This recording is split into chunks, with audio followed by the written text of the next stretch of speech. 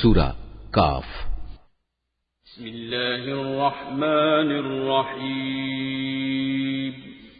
রহমান রহিম আল্লাহ তাআলার নামে। কাফ। মর্যাদা সম্পন্ন কোরআনের শপথ। অবশ্যই আমি তোমাকে রাসূল করে পাঠিয়েছি। একথা অনুধাবন না করে বরং তারা বিস্ময় বোধ করে। তাদের নিজেদের মাঝ থেকে কি করে একজন সতর্ককারী নবী তাদের কাছে এলো। অতঃপর অবিশ্বাসীরা এও বলে, এ তো আসলে একটা আশ্চর্যজনক ব্যাপার। এটা কি এমন যে আমরা যখন মরে যাব এবং আমরা যখন মাটি হয়ে যাব তখন পুনরায় আমাদের জীবন দান করা হবে? এ তো সত্যি এক সুদূর পরাহত ব্যাপার। আমি তো এও জানি মৃত্যুর পর তাদের দেহ থেকে কতটুকু অংশ জমিন বিনষ্ট করে, আর আমার কাছে একটি গ্রন্থ আছে যেখানে সব বিবরণ সংরক্ষিত রয়েছে।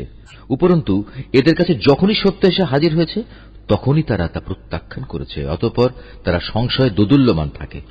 এ লোকগুলো কি কখনো তাদের উপরে ভাসমান আকাশের দিকে তাকিয়ে দেখেনি কিভাবে তা আমি বানিয়ে রেখেছি এবং কি অপরূপ সাজে আমি তা সাজিয়ে রেখেছি? কই, এর কোথাও কোনো ক্ষুদ্রতম ফাটলও তো নেই। আমি জমিনকে বিছিয়ে দিয়েছি নড়াচড়া থেকে রক্ষা করার জন্য।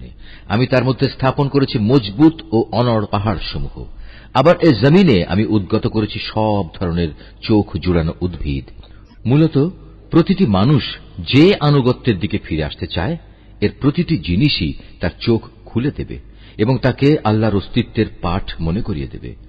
আকাশ থেকে আমি বরকতপূর্ণ পানি অবতীর্ণ করেছি এবং তা দিয়ে উদ্যানমালা ও এমন শস্যরাজি পয়দা করেছি যা কেটে কেটে আহরণ করা হয়। আরো পয়দা করেছি উঁচু উঁচু খেজুর বৃক্ষ যার গায়ে গুচ্ছ গুচ্ছ খেজুর সাজানো রয়েছে। এগুলো আমি বান্দাদের জীবিকা হিসেবে দান করেছি এবং আমি পানি দিয়ে মৃত ভূমিকে জীবন দান করি।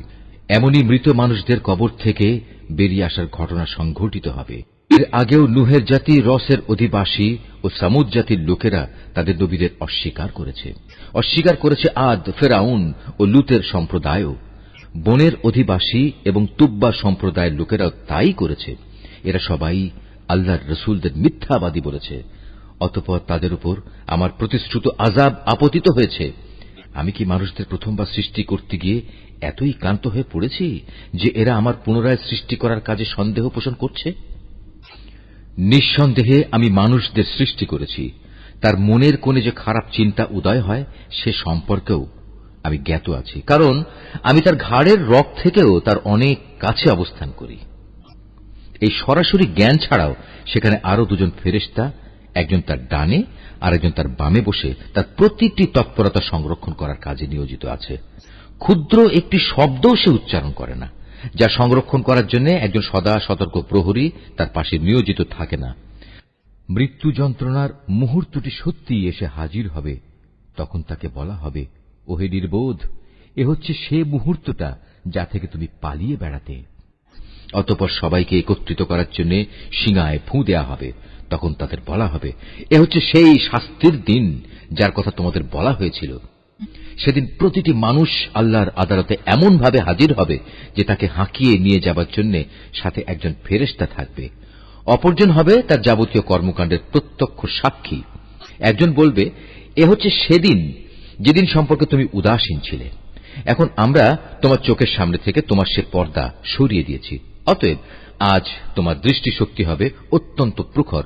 সব কিছুই এখন তুমি দেখতে পাবে।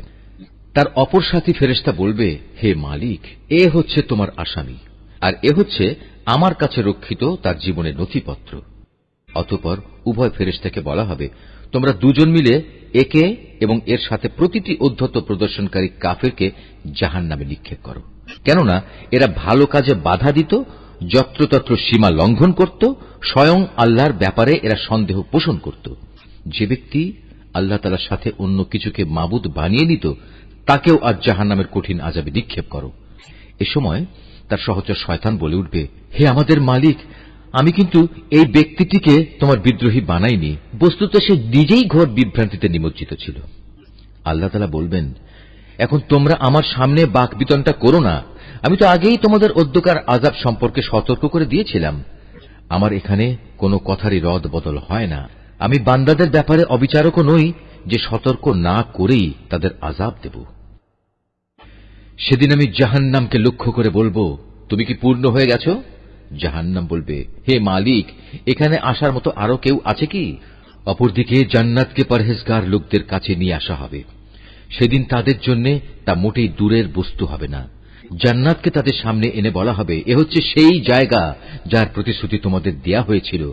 এ স্থান সে ধরনের প্রতিটি মানুষের জন্য নির্দিষ্ট যে আল্লাহর বিধানের দিকে ফিরে আসে এবং তা হেফাজত করে।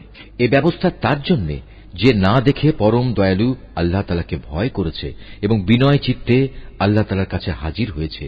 সেদিন তাদের বলা হবে, হ্যাঁ, আজ তোমরা একান্ত প্রশান্তির সাথে এতে দাখিল হয়ে যাও। এ হচ্ছে তোমাদের অনন্ত যাত্রার প্রথম দিন। সেখানে তারা যা যা পেতে চাইবে তার সব তো পাবেই। এর সাথে আমার কাছে তাদের জন্য আরো থাকবে অপ্রত্যাশিত পুরস্কার। আমি তাদের আগেও অনেক মানব গোষ্ঠীকে ধ্বংস করে দিয়েছি, যারা ছিল শক্তি সামর্থ্যে এদের চাইতে অনেক বেশি বড়। দুনিয়ার শহর বন্দরগুলো তারা চষে বেরিয়েছে, কিন্তু আল্লাহর আযাব থেকে তাদের কোনো পলায়নের জায়গা কি ছিল? এর মাঝে সে ব্যক্তির জন্য প্রচুর শিক্ষণীয় বিষয় রয়েছে যার কাছে একটি জীবন্ত মন রয়েছে, অথবা যে ব্যক্তি একাগ্রচিত্তে সে শিক্ষণীয় বিষয়সমূহ শুনতে চায়। আমি আকাশমালা, পৃথিবী ও উভয়ের মধ্যবর্তী যা কিছু আছে তা সব কিছু 6 দিনে সৃষ্টি করেছি। কোন ক্লান্তি আমাকে স্পর্শ করেনি। অতএব হে নবী, সৃষ্টি সংক্রান্ত ব্যাপারে এরা যা বলে তাতে তুমি ধৈর্য ধারণ করো। তুমি যথাযথ প্রশংসার সাথে তোমার মালিকের পবিত্রতা ও মাহাত্ম্য ঘোষণা করো, সূর্য উদয়ের আগে এবং সূর্য অস্ত যাবার আগে। রাতের একাংশেও তার পবিত্রতা ও মহিমা ঘোষণা করো এবং সাজদা আদায়ের কাজ শেষ করে পুনরায় তাঁর তসবিহ পাঠ করো। সেদিন দূরে নয় যেদিন একজন আহ্বানকারী একান্ত কাছ থেকে সবাইকে ডাকতে থাকবে। সেদিন তারা কিয়ামতের মহাগর্জন ঠিক মতোই শুনতে পাবে। সেদিনটি হবে কবর থেকে উত্থিত হবার দিন। সত্য কথা হচ্ছে, আমি জীবন দান করি, আমি মৃত্যু ঘটাই এবং সবাইকে আবার আমার কাছেই ফিরে আসতে হবে। সেদিন তাদের ওপর থেকে কবরের মাটি ফেটে যাবে। যখন তারা দ্রুত হাসরের মাঠের দিকে দৌড়াতে থাকবে, বলা হবে, এ হচ্ছে হাসরের দিন। মূলত আমার জন্য এটি একটি সহজ কাজ। হে নবী, এরা যা কথাবার্তা বলে তার সব কিছুই আমি জানি। তুমি তো তাদের উপর জোর জবরদস্তি করার কেউ নও। অতঃপর এ কোরআন দিয়ে তুমি সে ব্যক্তিকে সদুপদেশ দাও যে আমার শাস্তিকে ভয় করে।